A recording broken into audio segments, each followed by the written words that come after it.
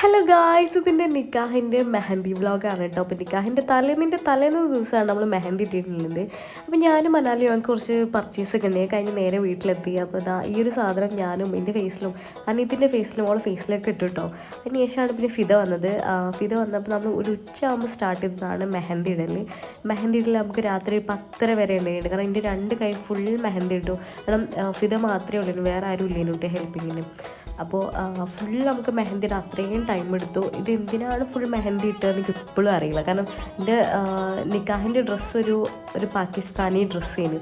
അത് full sleeve ഉണ്ട്. എന്നിട്ടും ഞാൻ എന്തുകൊണ്ടും ഫുൾ കയ്യിൽ മൈലാഞ്ചി ഇട്ടു എന്നാണ് എനിക്ക് ഇപ്പോഴും മനസ്സിലാവാത്തത് കേട്ടോ.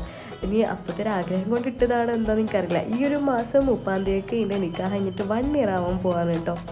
മാഷാ അല്ലാ. അപ്പോൾ ആ ഒരു ടൈമിലൊക്കെ ഞാൻ ഒരുപാട് സ്ട്രഗിൾ ചെയ്തിട്ടുണ്ട് കേട്ടോ. ഫിദ ആയാലും മനാലായാലും ലിയാന, കുറേ ആൾക്കാരുണ്ട്.